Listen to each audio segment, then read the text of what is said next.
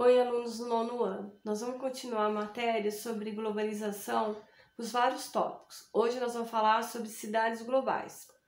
Bora para a aula? Hoje, o tema de hoje é cidades globais.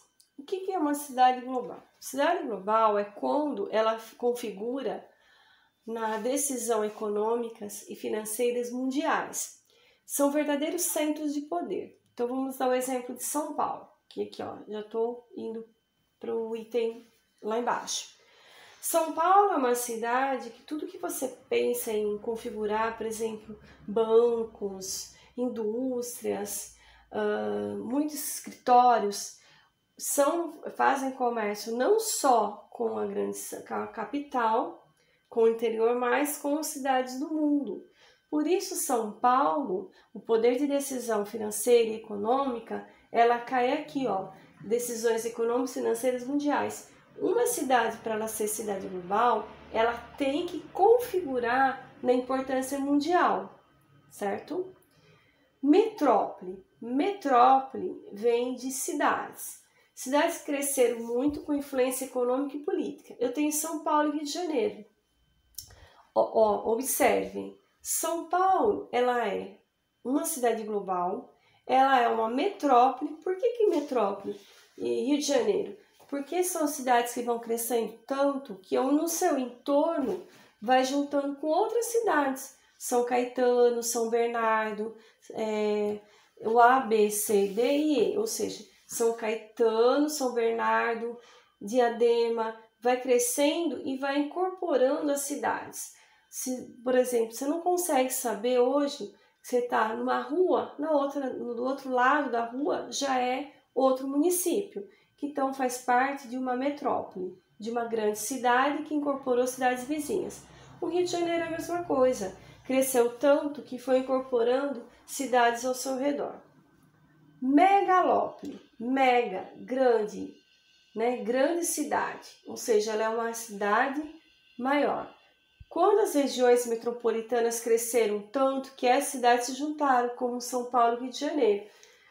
Por exemplo, a megalópole é quando crescem tanto que elas podem se juntar. Ou seja, tanto você sai de São Paulo, você pode chegar no Rio de Janeiro e as cidades elas vão parecendo que estão ficando uma só, porque está formando uma grande cidade cidades, aliás, que estão incorporando outras cidades.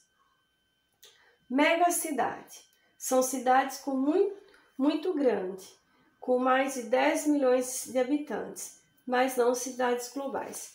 Então eu tenho cidades do mundo que elas têm muita população, mas ela não tem poder financeiro, então ela é uma mega cidade. O poder dela financeiramente se restringe apenas à população do país. Agora, a cidade global não. O poder dela ela é tão soberana que ela tem comércio com o mundo inteiro. Por isso, ela é uma cidade global.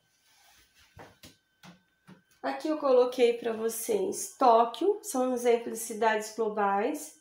Tóquio, no Japão, é uma cidade global. Outra cidade, Nova York, que é também uma cidade muito grande, mas ela é uma cidade global. Por quê? O poder dela financeiro não só visa nos Estados Unidos, como um poder internacionalmente. Por isso que quando teve o ataque às Torres Gêmeas, que foram aqui nos Estados Unidos, o interesse dos terroristas era derrubar os 2 prédios, ou seja, conseguiu. E esses prédios, eles tinham poder financeiro do mundo inteiro. Então, dizia japoneses que trabalhavam lá, né? Pessoas de outros países, representantes de empresas que tinham seu poder financeiro também aqui em Nova York.